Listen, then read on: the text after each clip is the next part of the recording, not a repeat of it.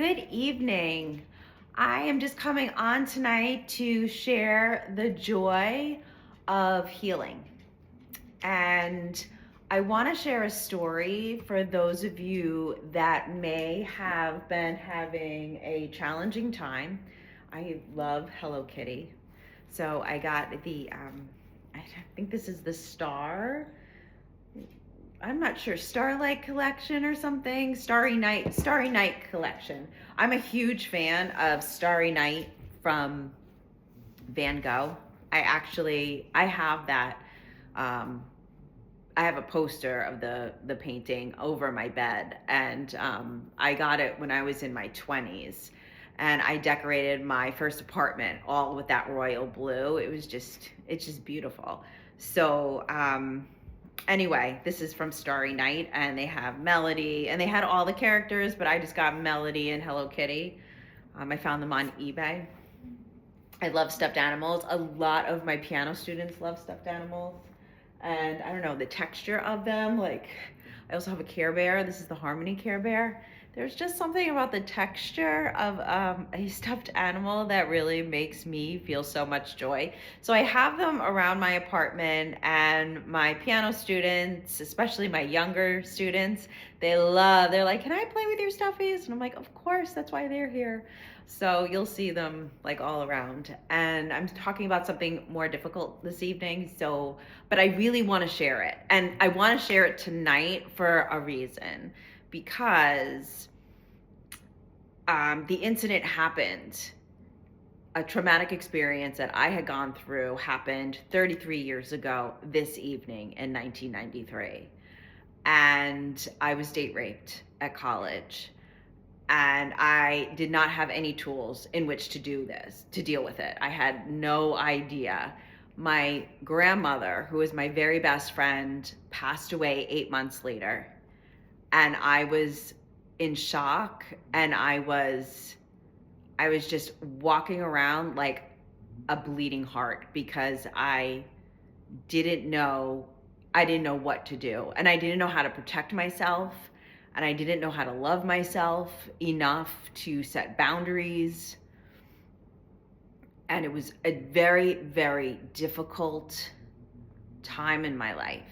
I did go for counseling. I did reach out. I actually tried to withdraw my sophomore year, my second semester, because I was so depressed I couldn't get to class. And I remember going to my advisor, and he told me to go back to class, and it's not his fault. And I've talked about this incident in other videos if you've watched them. And then I also, asked my parents, and my parents, I don't think they realized, how bad it was. And mental health really wasn't known that many years ago as it is today. And I even still think today we do kind of gloss over it, when really, like, it's a big thing. Like, I know my mental health affects me. Like, when I'm not, 100%, like, I can function with certain things very, very well, but other things are very, very hard. And like right now, I'm working through trauma, and I've recently, you know, it's like always been there, but I did therapy this past year. I went to a, it was it's called Wellspring. It's hard for me to talk about sometimes because it's so painful, um, for domestic violence. And I'm taking a trauma response class because there was some trauma that happened to me during my marriage that I needed to handle. And I'm still having a challenging time with it. But inadvertently, it brought up this other trauma that happened to me in college. And I realized during one of my interviews, they were like, have you ever attempted suicide? And I didn't actively think I did. And I explained this one situation that I had been in.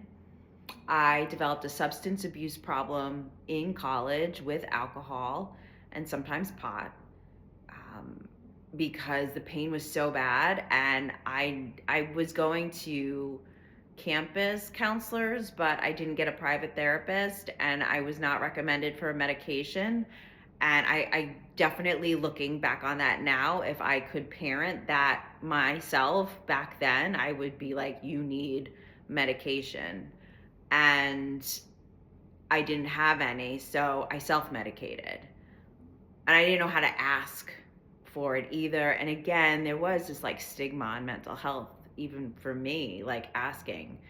Um, and I struggled with alcohol off and on for about 24 years until I decided in 2016 to stop. And I actually did it with nutrition and exercise, and I'm creating a website that I'm going to be able to help other people with the method that I use, because it really worked for me. I think there's so many ways we can help each other that work for us, and we modify it for ourselves. And I really didn't consider myself like an alcoholic, because I didn't feel like I drank to get drunk ever. I didn't intentionally do that, but it always felt a lot better. It felt like a relief. And I remember being in so much pain emotionally, and this happened to me last year too, that it was like death was a relief. It was just a relief. Like, I just don't want to be in this much pain anymore. It just hurts like way too much. And so when I was asked, did you commit suicide? Did you ever attempt suicide? And I was like, well, there was this one incident. And they're like, well, that is attempting suicide. And I really had to come to terms this past year with like, wow, like I am a suicide survivor. And that has given me a lot of pause, because I realize like everybody, including myself, has a point where like you have to set boundaries so that you protect yourself, because you can't keep re-injuring your mental health with people that treat you poorly, because it can, I mean, if you have trouble with emotional regulation because you've been through trauma and you're working through trauma, you really can't be around people that are going to then keep hurting you. You know what I mean? Like, you have to love yourself. And as I said, back then, I did not know how to love myself. Like, that wasn't a thing either. And even now, I think like we're learning how important it is to love ourselves, but we don't know. like it's really important, like self-care and self-love, which I've learned from having gone to so many meetings at Healing Springs, because I had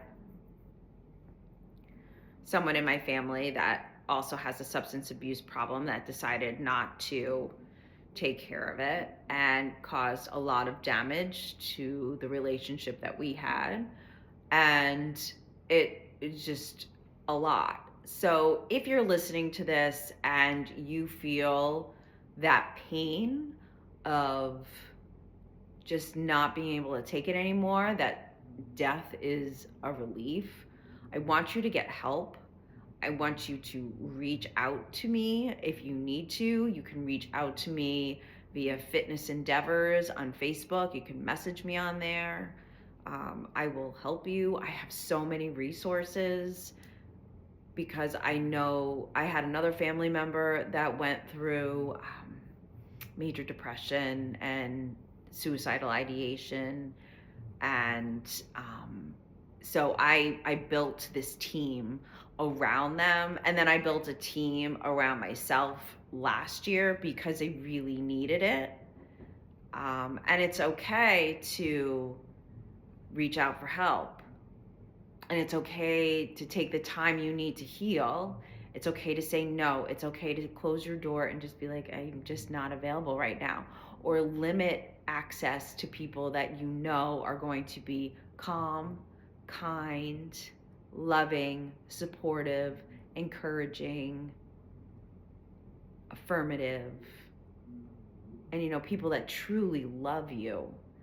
Because when you do feel like this, you need all the protection that you can gather, because the world needs you. That's why you're here. And there's so many tools. I use music, I use favorite things. I wasn't able to exercise last year, and that was huge. That was like a hard thing for me because I have always used movement to be able to process trauma. And I actually, out of a trauma response class that I'm taking right now, they actually recommend dance because it moves through the body. Now, it doesn't actually have to be dance. Like, if you're not a dancer, don't feel like, oh my gosh, like there's nothing for me. Maybe yoga is for you, maybe Pilates is for you, maybe some type of movement, lifting weights is for you. There's not one size fits all. It just so happens I'm a dance fitness instructor, and I was like, yay, and I love to dance, and it helps so much. Like, I feel so much better after I dance. Like, I'm planning to go to a dance class tomorrow. Like, I dance as much as possible because it like literally changes my mood and it changes how I feel. So that is a great way to bring yourself back. Another way, just listen to your favorite song.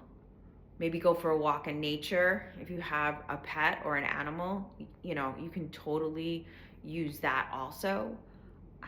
Another thing that really helped me was I went to a discussion and they said to create a toolbox, because the impulse to attempt suicide normally lasts 10 minutes. There's like a 10-minute window of this impulse, like, I can't take it anymore. And if you can get past that 10 minutes, that's awesome. And I have a lockbox for my meds, and then I have this mug, which really worked for me. I am an intuitive, so spirit guides are very close by, and my grandmother is very close by me right now, and so is my grandfather. But my grandmother, like, super, like, she really hasn't left my side. I can feel her, and like I can feel my great grandmother, and they were like very close. They were like best friends. And my grandmother and I were like best friends, and she passed away suddenly when I was 18, and as I said, I was devastated. That happened in 1993 also. And it was like, it was just, I was just devastated. There's nobody, I didn't know anybody else like her in this world, you know, like, she was just an anomaly, an enigma. Like, she was phenomenal. And, you know, helped me realize that I had intuitive gifts too. So she's been with me, and I have a mug, and it's a ghost. And so she had breast cancer, and so like a pink ghost is like, that's her symbol. Like, so anyway, I took all my sharps and I put them in this ghost, this like ghost with like pink flowers on it that I use, that I know, like, I feel like it's her, you know, and her birthday was in October, like right before Halloween. So I put all of my sharps in that, and I knew I wouldn't touch it because I know it's like, Grammy's protecting that. She doesn't want to see you yet. Like, it's not your time. Like, you have to stay here. You have a lot of work to do. I have a lot of work to do here. I know I'm a light bringer. I'm just going through a really rough time. And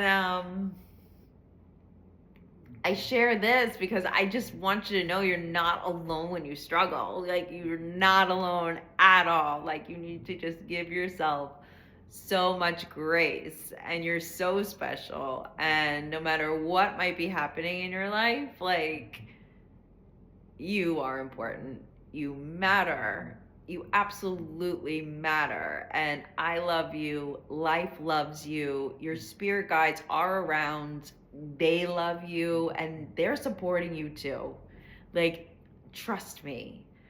I just know. Like, I don't know how it works, but it's wonderful. And those signs that you see, like, ask them for a sign. You can be specific about your sign. Like, I have asked for names. Like, I need a sign. My friend Joey, I recently posted this on my Facebook of like two little kids talking to one another and like saying like, oh, if you like, when the next time you have like an argument or and something with your partner, just remember that there's this little person that like lives inside them. And anyways, two little 3-year-olds, and Joey and he was my first friend. Like, we learned to ride bikes on the same day together, and we played together all the time. And when we were really little, like, I have pictures of us when we're like 2, and we're holding hands, and I'm like, oh my gosh, that is a conversation that Joey and I must have had. Like, I know we had. Like, I remember playing at his house with like the Mickey Mouse roller coaster, and it just like the things, and we had the same Big Bird and Snuffleupagus. I mean, it was just so silly, but like, and anyway, Joey, unfortunately, in 9/11, Joey passed away. He was at the top of Tower 1. And when my daughter was born, Lily was born premature, and she tore a hole in her lung because she was overcompensating for her breath, and was on a ventilator. Like, every monitor known to man was on her, and she was born, I think she was 4 pounds 3 ounces.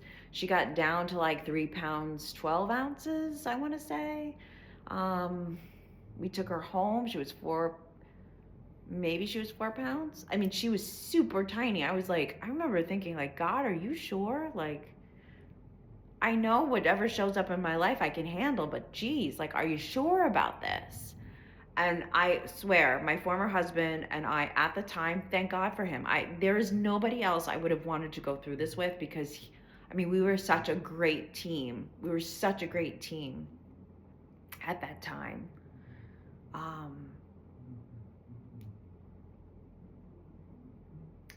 Anyway, so I just lost my train of thought as to why I'm telling this story. Oh, so I come home with Lily, right? And I'm like, oh my gosh. And so I'm rocking her in my rocking chair, and I feel Joey presence. And I was like, Joe, I know you're here. I was like, but I need a sign that I can't miss. And there was a huge sign at the Malta Y underneath the clock in the wellness director's office. Her son must have been named Joey. And there, no joke, was a sign that said Joey on it, and within a week. And recently I had another, I have a spirit guide. I'm not going to say her name because she's so special to me, and she has protected me and guided me, and I'm so grateful for her, but I'm not ready to share her name because it's somebody that I've been close to, and he doesn't quite believe in all of this, and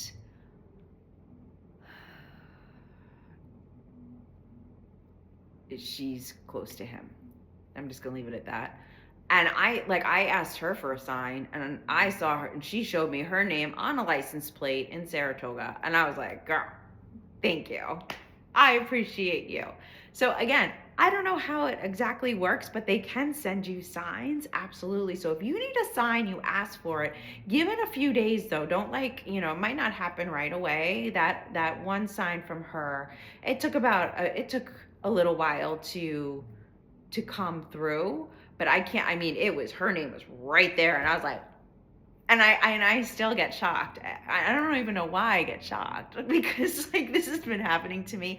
I really realized that I was an intuitive back in 9/11, and even like before that, because when I was little, I was like at some type of, I don't know, a museum with my dad, and there was pictures of like all these places in New York City that are like important, like the Statue of Liberty and the Empire State Building, and then there was the Twin Towers, and there was a serious voice in my head that said, do not go there. And I like looked around like somebody, like I heard it. I thought it was my dad. Nobody's around me. And I was like, okay. And I remember I went to the Trade Center. I was downstairs in like the lower part where the subway is. I don't know why we were there. My dad, I think, had to go do something for work. And we were like in the shops downstairs. But like I got such a disconcerted feeling like I need to go. Like I'm not supposed to be here. And I was just kind of on edge. And then we left. And I never went there ever again. I would like to go to the Freedom Tower. I haven't seemed to get anything from there. I have been to 9/11. I have visited like I feel like it's where I can pay my respects to Joey, since they have the towers and they have their imprint and the the water and everything. And I miss knowing he's in the world. So I have had a lot of loss in my life, and I have been through stress that has not triggered suicidal ideation or suicidal thoughts like my daughter and things like that. And I have to say that when I did have the suicidal ideation last year, I was able to get through it because I'm like, I have children, and I need to be here for them.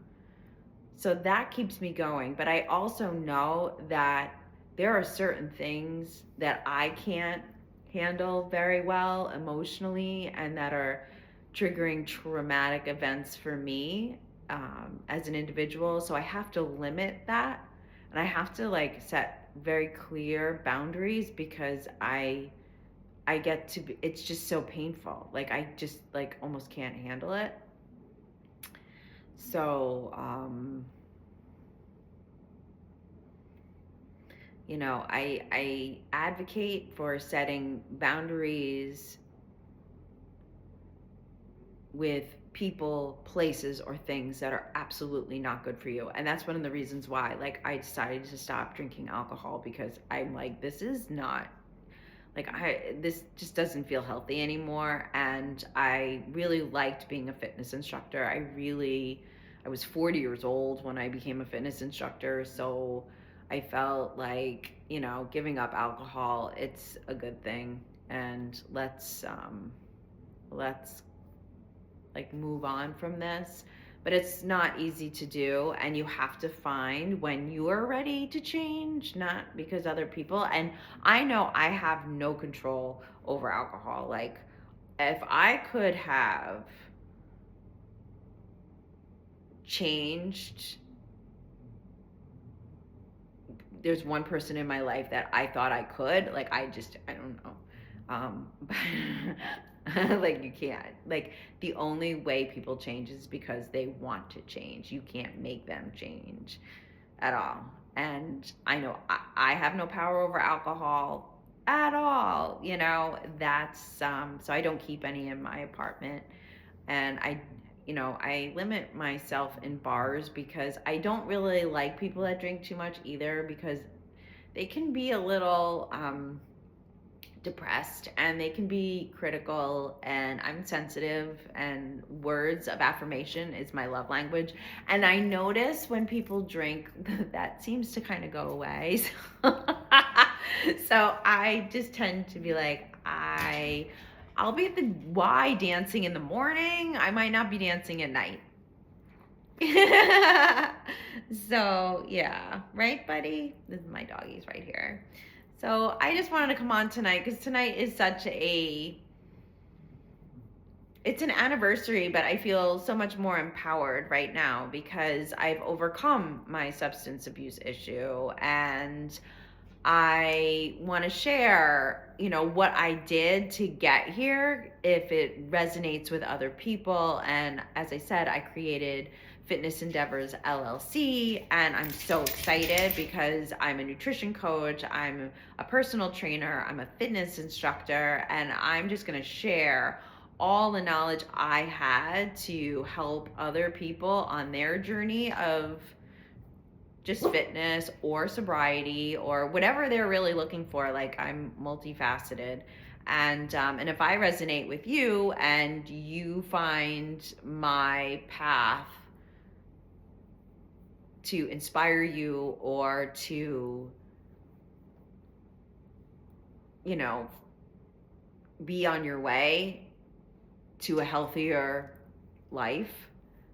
I'm so grateful to share everything I have learned so far. So remember, healing is joyful. It can be hard work, but it doesn't always have to be hard work. Find your joy, find the things that make you light up inside, find that laugh that lives inside of you. Humor is a great way and a great catalyst to assist you on your healing journey. And I'm so grateful you decided to come and listen tonight. And I just want you to know you're not alone if you've ever felt suicidal. There's nothing to be ashamed of. We all go through really hard times. We all have emotional weaknesses that some things hit harder than other things do. And I just want you to know that I'm here for you. If you ever need anything, if you need help, you can also, it's 988 is the telephone number of Suicide Hotline. And take it seriously. Do what you need to do to feel better. I also had gotten sweatshirts. I don't have one on now, but I had sweatshirts and I had positive